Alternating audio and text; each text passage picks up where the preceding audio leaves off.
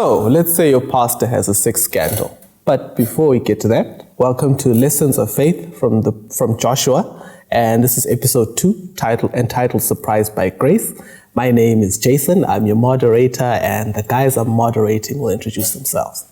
So let's say I want you to repeat your question. My name is Makawe Longa, and I'm glad to be here. Hi, everybody. My name is Dumolwenkosi Daniel Dua. I'm very happy to be here. Let's get to the lesson. Now, before you answer Jason's question, my name is Mtabisi Tebe. Shall we pray? Our Father, who art in heaven, we'd like to thank you for the wonderful lesson that you have in store for us. As we are about to present this lesson, explore how this lesson can better benefit our lives. Be with us. Take care of us. In Jesus' name we do pray. Amen. Amen. Okay, thank you for that. Today we're looking at Surprised by Grace, which, if I remember well, is the title of 2 books, but I can't remember the author's name. So the one author had a really long name. But we're not looking at that book. We're looking at the book of Joshua, and we're looking for lessons in grace from the book of Joshua. But before we get there, I promised you guys a surprise question. So this is a surprise question. A clergyman, whatever church you attend, a clergyman from your congregation was defrocked after a sex scandal. And now there's a move to bring him back to your congregation. And the only way to stop it is to vote no. And so now it's up to you. How do you vote? You don't have to tell us why. You just have to tell us how you vote. And bear in mind that your wife happens to look a lot like the woman he was caught with. How do you vote? No. No. That's surprised. I'll vote yes. You vote yes? Okay. How would you vote, Mta? The jury is still out. How long ago was this? You have to vote. You have to vote. You know, when we personalize things, we want to keep our own things and drink from our own wells and not sharing. So, it's a no for me. It's a no. So So 2 yeses and 2 no's. I didn't vote. I'm not allowed to vote. Okay. Why I'm getting into this, why I ask this question is going to become obvious, I hope, as we discuss. Joshua 2 verse 1 says, "Now Joshua, the son of Nun, sent out 2 men from Acacia Grove," I'm reading from the New King James Version, "from Acacia Grove to spy secretly, saying, 'Go view the land, especially Jericho.'" Now this is, in Hebrew, Acacia Grove is Shittim. So this is deja vu for 2 reasons, okay? In Numbers 13 and 14, there's another spy story. Joshua himself was one of the spies sent out. And in Numbers 25, Numbers 25 verse 1, at a place called Shittim, there was a sex scandal. Okay, so this is deja vu. And both are stories of failure. But before we get to the failure, why did Joshua send spies to a land he knew God had promised and that he'd spied from as well? Had he grown skeptical in his old age? Well, not skeptical, but strategic. Why I say so, it's because the fact that God has promised you something doesn't mean that you have to be passive. You still need to plan. So real faith includes planning, strategy, right? So this is a warfare, right? You can't just walk into war without coming up with a strategy. So he's sending spies so that they can actually come up with a better strategy on how to proceed going forward. So I wouldn't say it's skepticism, I would say it's being strategic as a leader. I believe, adding on to what he's saying, that God gives us the ability, but he doesn't do the actual deed in and of itself. So God blesses you with the ability to make something happen, but you have to put yourself to the work, because that's how God works. Let's look at Adam and the Garden of Eden. Garden of Eden was a perfect environment, but he still had to till the land. He still had to do some work to extract all the beauty or the functionality that place was supposed to bring in his life. So with everything that God puts in our lives, we have to do something. You cannot sit there and be passive and think, okay, pies are going to fall from the sky.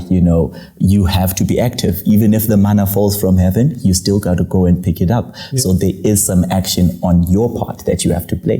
Okay. Yeah, and look, he's carrying out risk aversion. He's minimizing risk. Yeah. And how you minimize risk is you go and assess what the danger is. How can I avoid or mitigate any losses? This is in warfare. Okay. That is the same reason that when we lock our doors, we still check that I locked it well, even though I prayed that God take care of us during the night. Yeah. Okay. This is the same reason why we still pay insurance for our own church. Yeah. Okay. Because people can break into a church. Surprising, it happened in my congregation about 2 or so years ago. Okay. And they made off with some stuff. But same thing with Joshua, same thing with Daniel.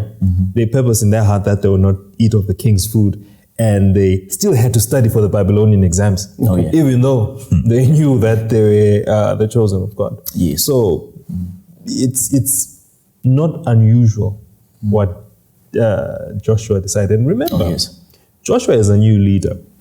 Before that, he was the prime minister, and Moses was more or less the president. So he is in a new position where he wants to do things right, and he doesn't want to be presumptive that God is going to have me do what was. And he knows what happened last time. He knows why Moses sent out spies. Okay. So he's going to pick up all the good lessons that he had for Moses and try and enhance it in his own way. Okay. And that is how you find that our parenting skills are like. We like stuff for what our parents did. Some things that we didn't like. Yeah. So we seemingly chuck away that and we carry that from our uncles and we make our own style of leadership. So Joshua is growing into these shoes that he's been left with. Okay.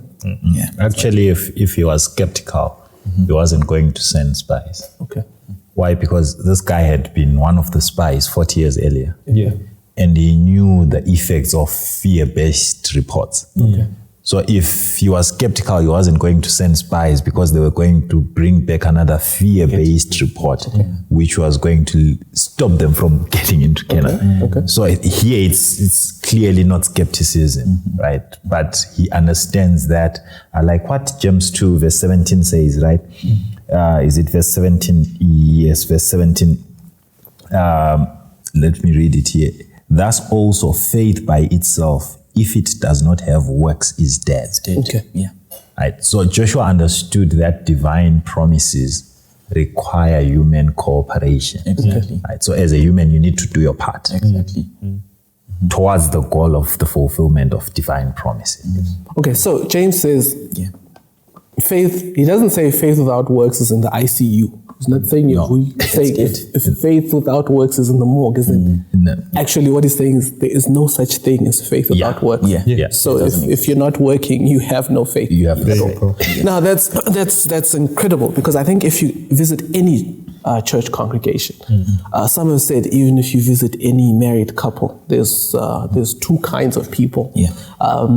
There's the one with the head up in the clouds, and there's the one whose feet are stuck on the ground, and you need a balance. Quite often when we talk about plans, when the church is making plans, or sometimes in a sermon, it'll come out that all you need is faith. God is going to work everything out. And as Mta brought up in his example, and I'm going to use it going forward, I want to ask some of those people to, okay, so you don't do anything because you have faith. You don't worry about anything. Do you lock your doors at night? Does your house have locks, burglar bars, and an alarm? Yeah. And hope he says yes. Because if he says no, then that could get a little sticky. For sure. So we need both groups of people at church. And I think within Christian circles, to borrow one of Mac's favorite phrases within Christian circles, I think there's this idea that comes out that says people who want to carry out due diligence are not faithless, not really that strong. They don't believe. Faith. Yeah. I think the problem is when it comes to faith-based things, we try to attach certain other elements of like the workplace and other things. So the problem is always a relationship problem with God. If you have a relationship with God, it's easy for you to deduce next steps. Okay. Let's look at David, King David, when he was assembling the people that were going to be on his side. He had a tribe of Issachar that he brought to his side, who knew the times, who knew what to do, who knew how to plan for the future.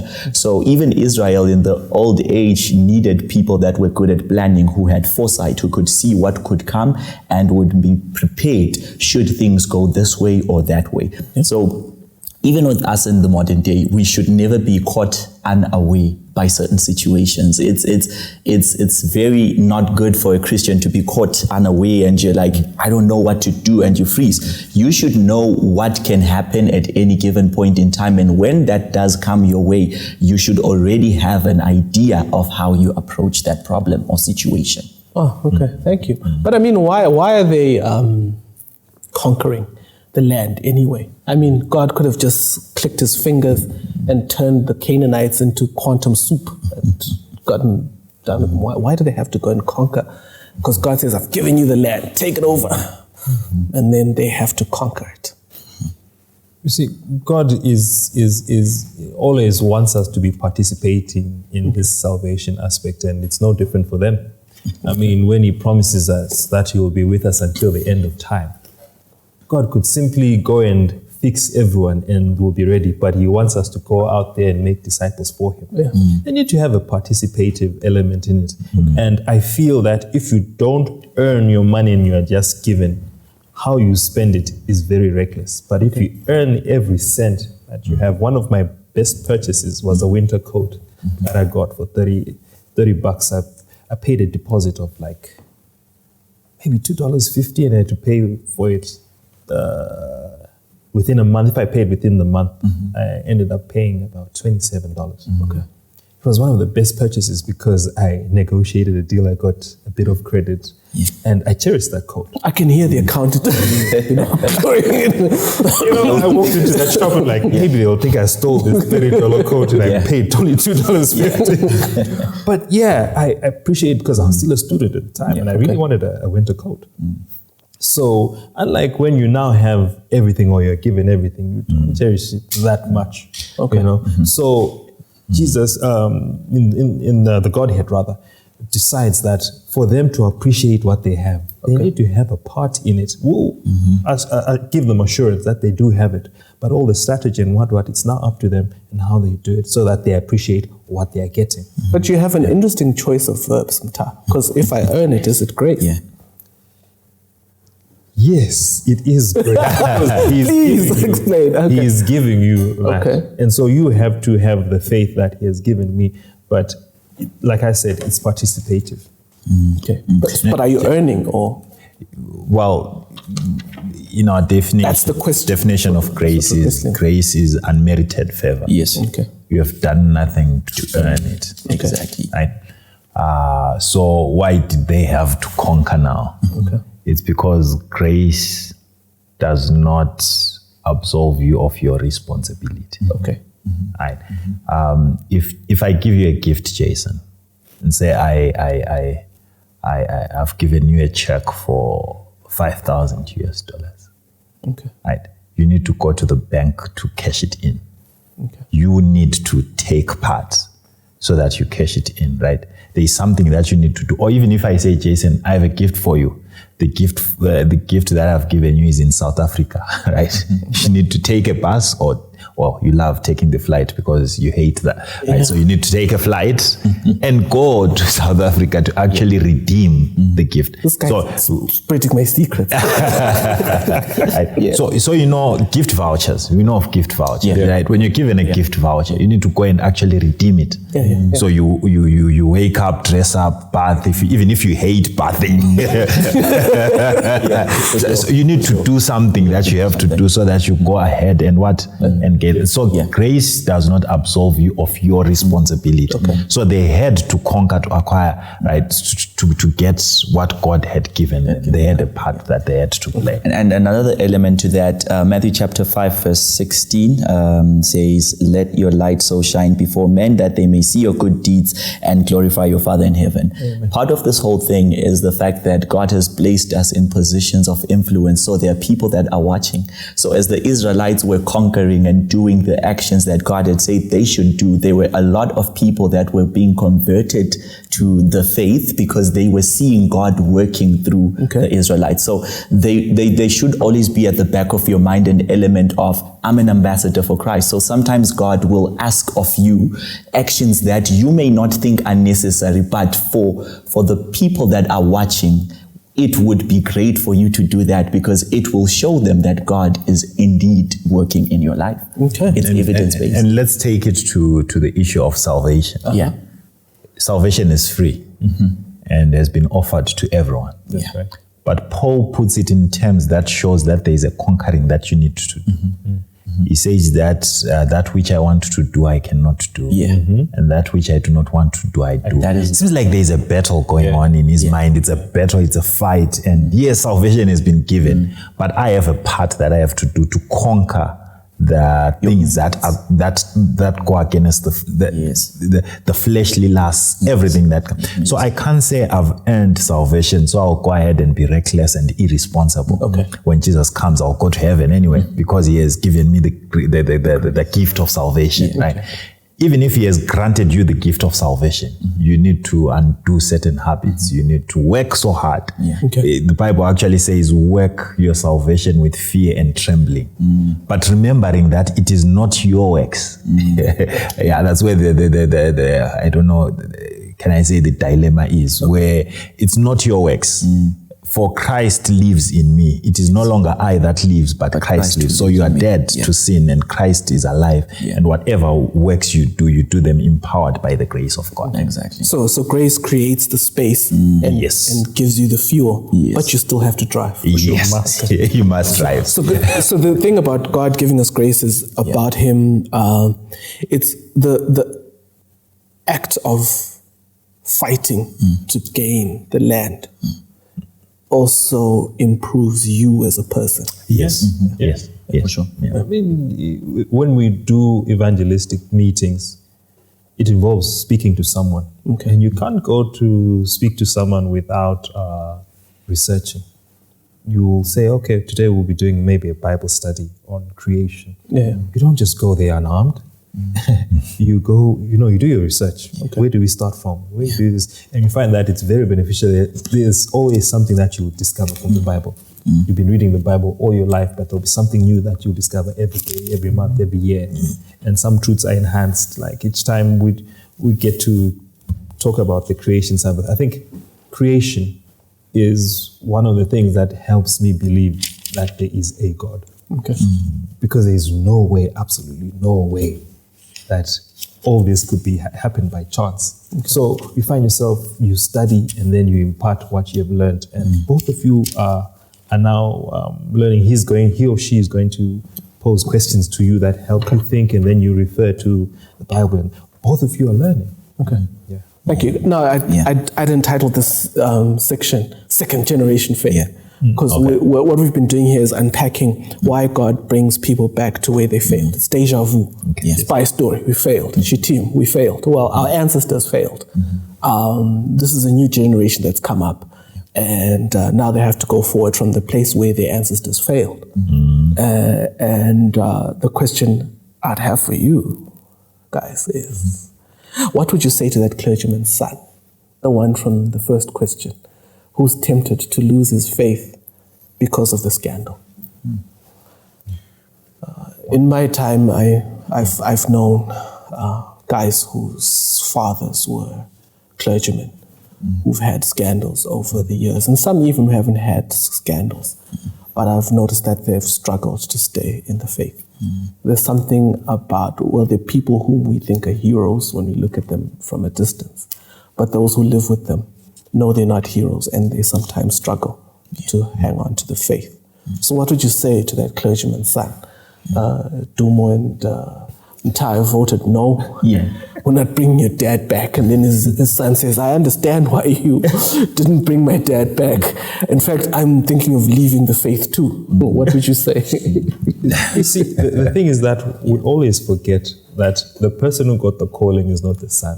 Okay. It's the father. Okay. Both should be treated very, very independently. And there's a certain pressure that comes to being the son of a clergyman, okay, let alone an elder or something. So there's certain expectations of them that they already have, whether they like it or not. You're a pastor's child, you should behave like this. No, he's just a child. Okay. So in approaching such a person, you have to help him understand that the decision is not meant to hurt you, but to help your father. Okay. Okay. It's just an expression of the displeasure of maybe a past act, okay, which is quite independent from that child, but that child needs to learn that he is very independent, and rejecting his father is not rejecting him. Okay. But he has to sit down and evaluate his own relationship with God. And he's doubting, Ta, because he's saying to you, my mentor, the one I looked up to, and these things failed. Yes. So what's the point? They're not. Our fathers are the next nearest thing to someone who's a superhero, but we need to break those barriers and saying, now that you're no longer a 5-year-old, you need to realize that even your dad is not the role model that he should be. Okay. The role model should be Christ himself. Okay. Because your father has to rely on Christ, as should you. Okay. If anything, you should be evaluating your relationship with Christ and seeing where you stand with Christ, because your father does not save you. Okay. Your father did not die for you. You may have played a part in creation of you, but he's not the actual creator, but Jesus Christ himself. So that's where you need to show him that. Okay. That's the way I think that's how I would approach it. So you can't hotspot grace for long. No, you can't. Signal, yeah. What I would probably say to the young man is, you must learn to differentiate or separate between his father's mistakes and his father's faith. Okay. And that takes wisdom to be able to differentiate or separate the two. Right? The fact that your father made a mistake does not mean that your father's faith is faulty. Okay. What he believes in is true, but he's human, he makes mistakes. Okay. Right? So the best thing that the young man can do is to learn from the father's mistakes and carry on the father's faith, but discard the mistakes. So if he learns lessons from the father's mistakes, he will be able to then have a faith that is better than the father, in that he has learned the lessons from his father's mistakes, and therefore his faith will be much better, because the father's faith is pure. Faith in Jesus Christ, that's what we live for, right? So carry on your father's faith, but remember to always learn from his mistakes so that you don't fall into the same pit as well. And one good example of that is a young king, 2 Chronicles chapter 33 and chapter 34, young King Josiah. Okay. So this is what happens to Josiah. His father is King Amnon, and this guy was evil. You know, he was not good at all. And the Bible actually says his servants conspired and they assassinated him after in 2 his years. own house. Yes. And this young man called Josiah is 8 years of age when his father is assassinated. He's made king. He's not safe because the people that hated his father are still there in the house, of course, or lurking somewhere. Some of them were put to death, but I know that the elements of we can assassinate you, we can get to you, were still there. But guess what happens to Josiah? The Bible says from chapter 34 going down, it says that Josiah decided to seek of the Lord for himself. And then he was able to forge his own path. And the Bible says he was a good king, right? And that is because he decided to seek of the Lord and shape his own path. So the young man must know that his father's choices do not define his path in life. Each man must forge their own way forward. Grace is God allowing you to not be defined by people who are surrounding your circle. You understand? Isaiah made a call to God and he says, God, I live in a community of people that are dirty. Right? But I do want you to send me. You understand? And so God says, okay, so I'm going to purify you. I'm going to cleanse you even in that situation. So grace is God saying you cannot be You can be free of the influence of your circumstance and grow to be the person that you set out to be, should you choose to commit to me and have a relationship with me. Okay, thank you. So in essence, what we're saying to that boy is, whatever your dad did or didn't do, he was just the beginner class. You have to move on. Whatever, even if he hadn't had the scandal, you still have to graduate and get to know God for yourself. Grace comes to each of us as individuals. Exactly. At some point, we must realize that certain things that are broken, it's our responsibility to repair them. Okay.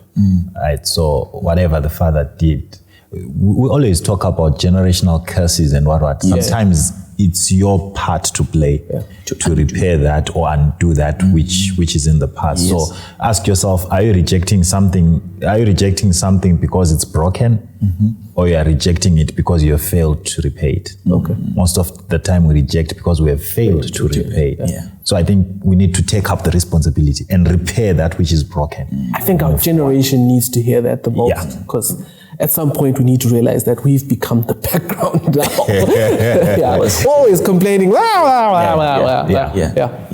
know some people who their parents now, they're in their mid-30s, but they're going to post pictures of themselves at Groove. Now, I'm not going to say whether or not you should go to Groove, but honestly, if you're in your mid-30s and you're posting videos and pictures of yourself, I mean, you're competing with teenagers, there's a problem. I know that's a violent thing to say, but I'm saying that. Moving on, with more violence.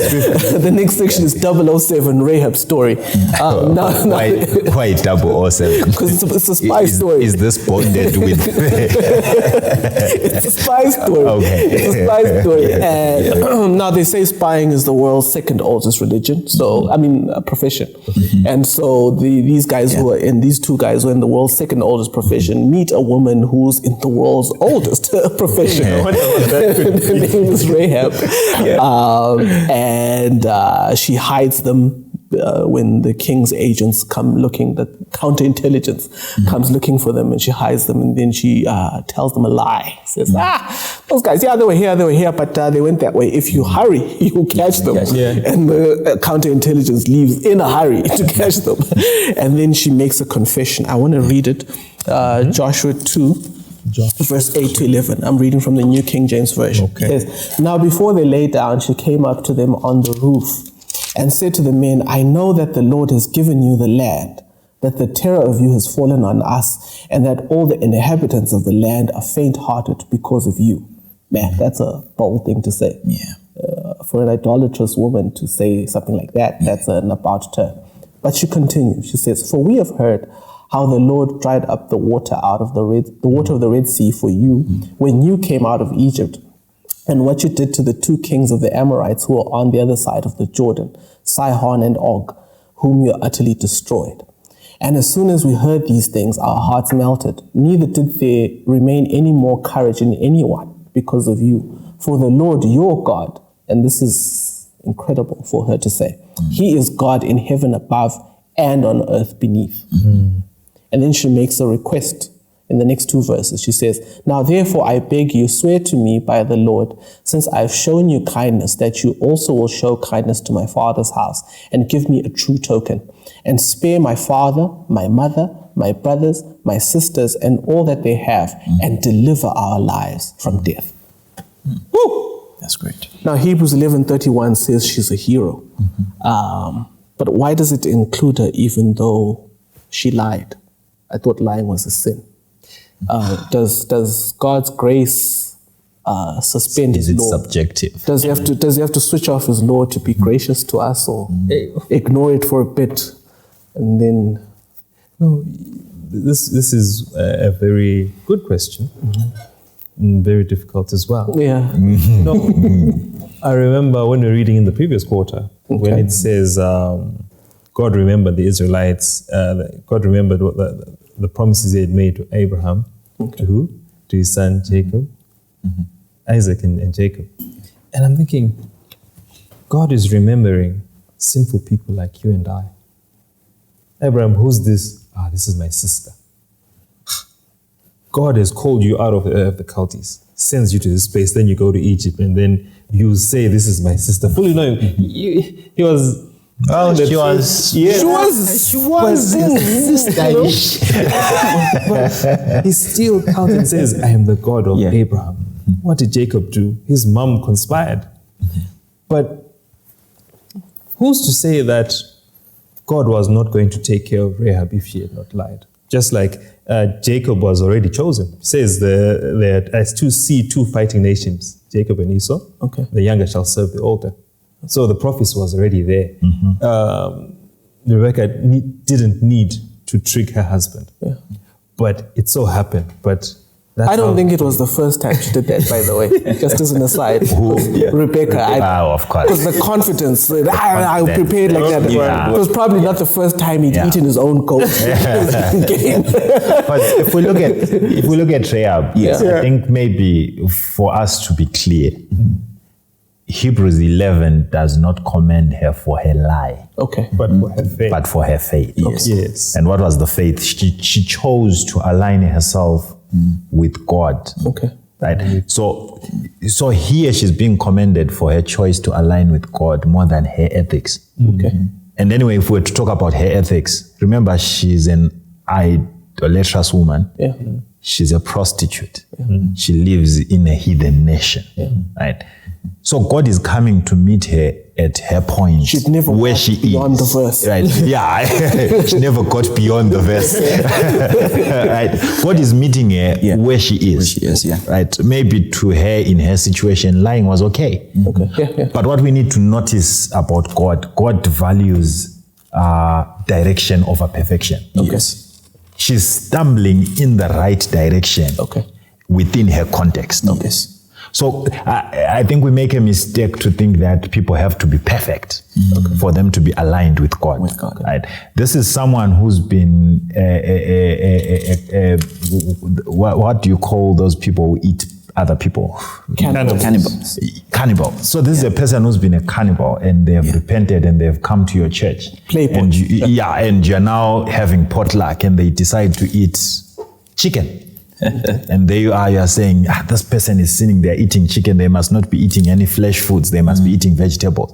But look at where this person is coming from. From eating people to eating chicken. I mean, the way you're the only vegetarian here. So this person is going in the right direction. So I think God looks at values direction over perfection, not to be misconstrued to say that I'm saying that sinning is okay. But I'm just saying that let's look at it in the bigger picture. Right? She's being commended for her faith, not for her lie. So there's nobody who's so deep in sin that grace can't reach. Yes. And we have to understand that we have to look at the entire. We have to look at people as entire beings and look at their entire lives and see. Not just to look at points. Where was the starting point? Yes. Okay, this was the starting point that this person came this far. For her to say, the Lord your God is God in heaven and on earth. That is remarkable. That is remarkable. Yes. Where she's coming from. There were people in Israel who weren't so sure about that. And I think that's where the power of this whole story is. Number one, the contents of her monologue to those men shows what's really in her heart. And number two, the lie really affirms something that we already know in the Bible, that human nature is human nature, right? And I think at times we believe that because we have faith, because we believe in God, that means that the laws of human nature don't apply to us. They actually do. It is possible for you right now to probably stretch the truth in attempts to maybe make a point. Sometimes you can stretch the truth and you realize a bit later that, I probably added a few sentences of things that didn't really happen.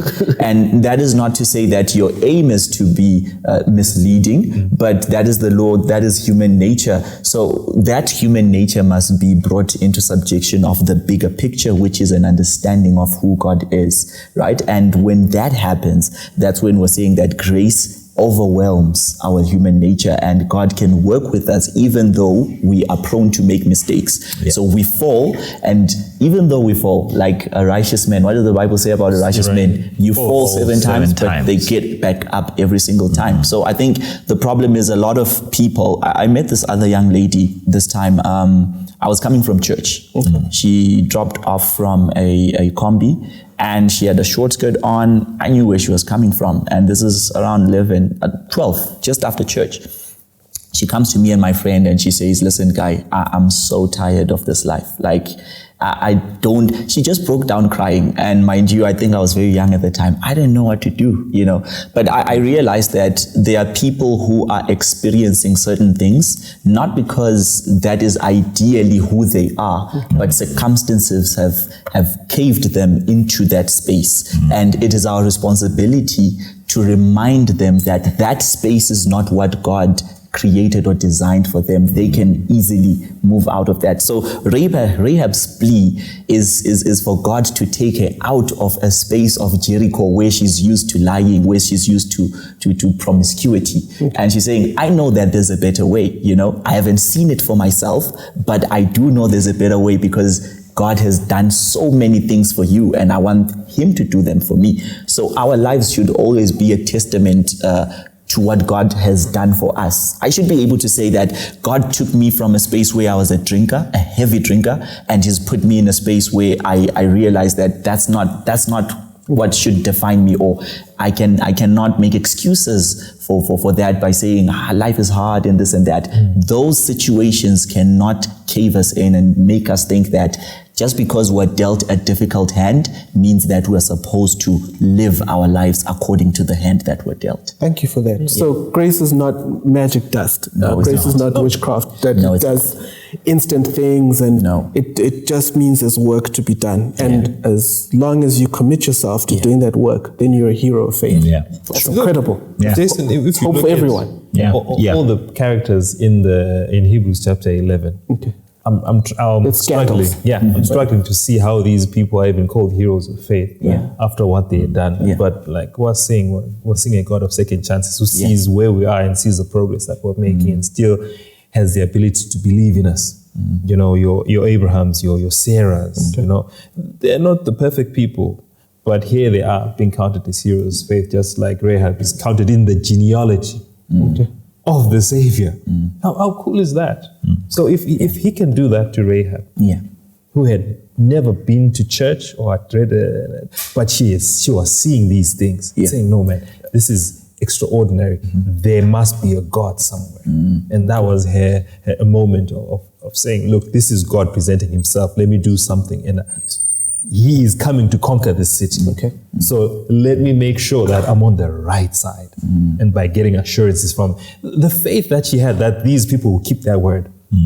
War is really crazy. Bombs, you can have blue violence where you kill members of your own. So she had so much faith that whatever happens when they attack the city, they're going to be able to isolate my family and die and keep us safe. And that was the faith she had in these people, that they'll keep their word. So do people have that much faith in us when they confide in us that please help me with this particular problem? And to add a quick caveat to this, I think I always think about life after Rahab's choice, because the Bible still clearly states that she was a prostitute. So her reputation did precede her, and probably the community that she lived in after that knew that this woman used to be a prostitute. And I do believe that one thing we need to learn is that the fact that God has allowed and extended his grace for us to change our lives doesn't necessarily mean that the reputation that we have in the public space will be perfect. So there are certain people that held an opinion of what a former prostitute should be, nothing of importance. But because she had made a choice to follow God, God counts her as someone who is noteworthy in the Bible because of her decision. So sometimes it's not that people will acknowledge that, right? Or give you validation for your choice to follow God. You might not get that validation from people when you turn your life around. People will still count you based on the mistakes or the life that you used to live, but it doesn't mean that God has not extended his grace for you to turn things around. Okay, thank you for that. Now we don't have time to talk about why, if I was Joshua, I would have court-martialed those spies, because I sent them to spy. They didn't do much spying. They almost identified almost immediately. and they came back with hearsay from a woman whose testimony probably wouldn't stand up in court. But for me, that all says something about faith coming from the hearing of the word. Yes. That Rahab not only had a powerful confession about God, but she was able, it was so convincing that the two spies said, you know what, there's no need to keep spying. We can go back. Everybody's already scared. The country's ready for our taking.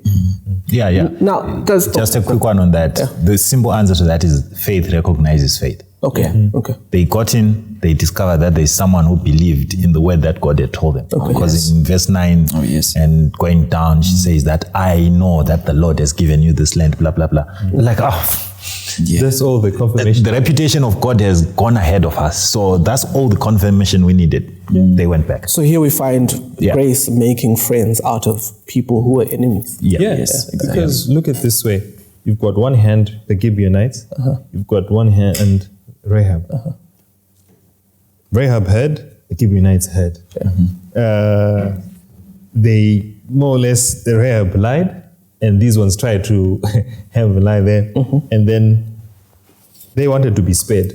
So them trying to conquer was for them not to die. So they had to kill first. Rahab was like, no.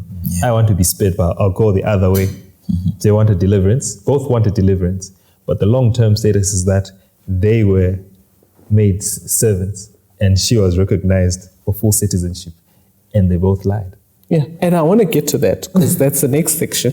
Okay, I called it surprised by disguise.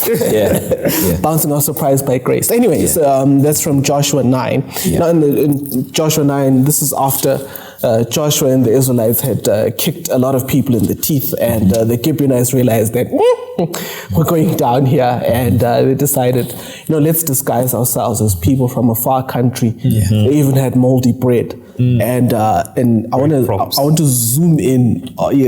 Good props. I want to zoom in on verse 14. It says, the men of Israel took some of their provisions, but they did not ask counsel of the Lord. Now, a Bible nerd said that the literal translation of this is the Israelites tasted the bread with their mouths instead of asking of the mouth of the Lord. And Joshua decided to make peace with them without asking, even though Numbers 27 verse 21 said he should ask from God first. Okay. So, then he found out later on. This was after, that's the famous battle where, I can't remember. But anyway, he fought with with some people who attacked the Gibeonites. And he defeated them. So another great victory like Jericho came out of this lying stuff. But then when he found out, he made them servants or slaves. But before we get to the slavery part, was the Gibeonites' mistake that their lie wasn't meant to help Joshua's church like Rahab's? Well, not entirely. Okay. Their lie was more of self-preservation, unlike Rahab's lie. Rahab confesses of the goodness of the Lord and everything. A similar confession. But if you read theirs, it sounded like more of self-preservation and not entirely rooted in faith in God. Right? They were more afraid of what Joshua would do to them more than the God of Joshua. I think from my reading, Rahab, even if she had died, she would have died at a point where she had believed in God. Unlike the Gibeonites, it seems like they planned this thing, even got to a point where they made ways to deceive. The stale bread, the old skins, wine skins. They actually perfected their art so much as to deceive so that they can be preserved, so that they won't die. So to me, I think the difference between them and Rahab is that for them, it was more of self-preservation, and for Rahab, it was just not just self-preservation, but she had faith in God, the God of the Israelites. For me, what it reminds me of is the demons confess that you are the Christ. They confess that Jesus was, but they still remain demons doing demon things. So unlike a person who has faith, I believe you are the Christ, or I have little faith, help my unbelief. It's very different. It's very different. So for me, Rahab is one of the good guys who's confessing that I know you have the ability to save me. Okay. Whereas the Gibeonites with their deceptive ways, the Decepticons sort of like, from that very word, Decepticons. Not my handwriting. Yes. But from the very start, their aim is to deceive for self-preservation. Whereas Rahab is saying, yes, I do want my life preserved, but I want to be preserved by the God of God, who has confidence, because I now believe I've seen and heard with my own ears. Okay. So that's where the difference is. Okay. So, but they still got salvation. Yeah. So grace can even reach you when your intentions are not clear. Yes. Sometimes some people come to church, wherever you attend church, and they're only there for the potluck afterwards. They've only just come for potluck. And some people would say, these are not really the sort of people we want around here. But here we see an example of people who came for the goodies, not really exemplary or not testimony worthy reasons for coming to over to God's side. But still there was space for them. Yes, mercy. There was. And what's amazing as well is that when Joshua discovers, he says, no, man, you deceived me from that. Therefore, I'll do what I was supposed to do. Okay. He still keeps his word. And that is very honorable, where it takes a lot to say, despite me having made a terrible decision, perhaps he realized that I was really rash and didn't consult God, so now I have to live with the consequences. Yes. And at times we find ourselves where we want to involve God after we've done the actions and now have to live with the actions or the obligations that we've created for ourselves. Okay. Yeah, and there was some punishment, of course, involved, and that he didn't want to. I understand that he didn't want to set a precedent for people to think, we can lie and if we get away with it. Get away with it. Yeah. There has to be some sort of punishment. For not punishment, I'll say. Because they got off but lightly. He upheld justice. I'll say justice because despite him honoring his end of the covenant, he upheld justice by assigning them the role. Yes. So that balance to say it's a lesson that you can't get away with lying, right? Let's uphold justice for. And one thing I want us to understand is the consequences of our actions will never be equal amongst all of us. We may all commit one act, but the consequences of our actions will be very different. There are a lot of people in the Bible that burst out in anger, and God probably didn't do much. But look at what happens to Moses. Moses has an outburst of anger. After an almost 40-year period of doing the right thing, he just has an outburst, and God says, for that reason, you're not going to Canaan. Okay. So they are people that had the same outbursts of anger that probably God did not punish them with the same kind of punishment. And that comes to show that God deals with each individual very differently. And we cannot expect God to be a one-size-fits-all, So sometimes I may lie. I should never comfort myself by saying, I saw Makawe lying, and his punishment for his action doesn't seem that bad. If I do the exact same thing, it could very happen that the punishment that comes to me, not punishment, but the consequences of my action could be more catastrophic in nature and really wreak more havoc. And I'll be like, but why did it not happen to Makawe? It's because those situations are very, very different. So as individuals, I think we always have to guard ourselves and not think the idea that someone did something and got away with it means that we can do the exact same thing and expect the exact same consequences. So God in his graciousness does not shield us from all the consequences of our nonsense. Yes. Okay. Yeah, for sure. Yeah. So much for that. But what right do we have to test a believer's claims? Because I'm zooming back to the moldy bread part. And by the way, I forgot to say that verse 14 for me is somewhat funny because in my mind, I imagine the Israelites tasting moldy bread. It's just a funny picture in my head. So, and instead of, and it says that they didn't inquire of the mouth. In fact, it says they didn't test the claim. They didn't check, or there was no due diligence by asking God. What right? But do we really have a right to test someone's claim? If somebody says, "Look, I'm in this thing. I'm in with God, both feet in. Here's the moldy bread. Taste my moldy bread. I've come from far. And what right do we have? And how can we do that with? And if we have a right, how can we do that without coming off as cold?"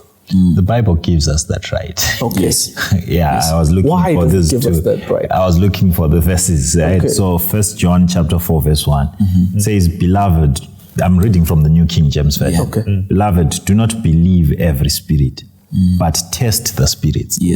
Whether they are of God, because many false prophets have gone out into the world." We're given the reason why we should test the spirit. And also Matthew chapter 7 verse 16 then says, "You will know them by their fruits. Do men gather grapes from thorn bushes or figs from thistles?" So it seems like it's saying you will know them by their fruits. So what I would say in a nutshell is we are being told to test them by their fruits. Exactly. So we are not judging them. Right? We are just evaluating. It's not maybe the easiest way I can put it is we are asked to evaluate the fruits, not the heart. And character. Because we cannot tell the heart. It's only God knows. It's only God who knows the heart. Exactly. So I must not make a conclusion on someone to say he's like this in the heart because I don't know the person's motives.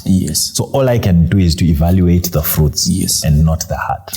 I to support that, my favorite verse that talks about fruits is Matthew chapter 3 verse 8, and John the Baptist is giving a great address before people get baptized. He's doing this mass baptism, but he's talking to the people and he's trying to make them aware of what it means to make a commitment to God, because they're saying we believe in this, right? This is what he says. I'm going to read this from the Voice Bible because it just puts something there that makes me very happy. This is what it says. It says, "If you think that simply hopping in the Jordan will cleanse you, then you're sorely mistaken. Your life must bear the fruit of turning towards righteousness." So the Bible is kind of saying that, listen, there are claims that we can make, there are assumptions we can make. We can be like, okay, so the very fact that I talked to the Israelites, I did this, I did that, it means that I'm okay.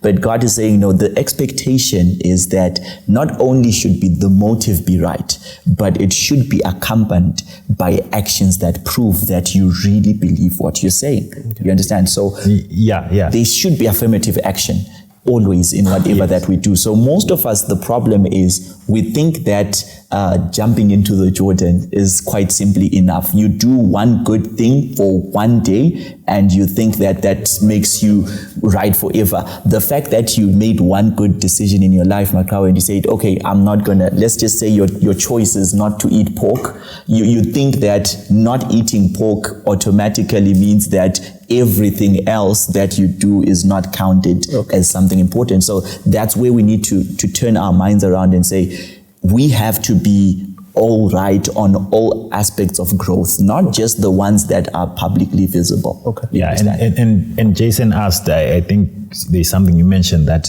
triggered me to say this. Jason asked, how can we do this without coming off as cold, right? Besides doing it with humility and all the other things that you mentioned, I think testing should sound like encouragement and not interrogation. There's a question that you asked when we started to say, would you restore this pastor or who has done this stuff? And Galatians when your 6, wife looks like the mistress he had. And so still Galatians chapter 6 verse 1 then says, brethren, if a man is overtaken in any trespass, you who are spiritual, restore such a one in a spirit of gentleness, considering yourself, lest you also be tempted. For sure. The reason why I said yes is because I understand that this guy did a sin that I am capable of doing so as well. So how would I want them to treat me if I'm in the same situation? Yes. So we should restore this one with gentleness, understanding that whatever testing we do, like I said, we are testing this person and it should come off as encouragement. I always see in disciplinary committees in various churches where disciplinary committee looks like it's their opportunity to revenge. It's like a fight. They're finally sending him to hell. They're finally sending him to hell, right? But a disciplinary action must be such that it's restorative, it's encouraging, rehabilitate, not to cast someone away.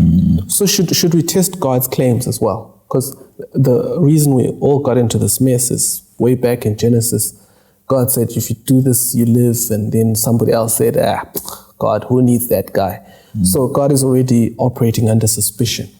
Is it good for Christians to test God's claims as well as we go out? Isaiah 1:18, come now, let us reason together, says the Lord. Yes. He invites us to question him, to sit down with him and test his claims and debate. The very action of inquiring of the Lord is testing whether or not what is in front of you is what it actually is. So when the Israelites did not inquire of the Lord, they made a decision without all the facts. So testing God is acquiring all the facts and making a decision with full knowledge of what is in front of you. Yeah, even in Malachi it says, try me and see if I will not open the windows of heaven. So trying is testing.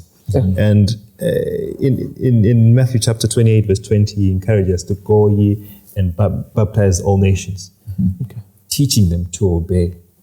Teaching and making disciples involves training and inquiring if this person is, because most of the time we rush to baptize people and we don't go into in depth to find out they understood what decision they're making. It's not the point to just have the numbers, but make sure you understand what you're getting into, what is expected of you, because 9 out of 10 you'll find them all breaking the very same commandment that they've said that they will uphold.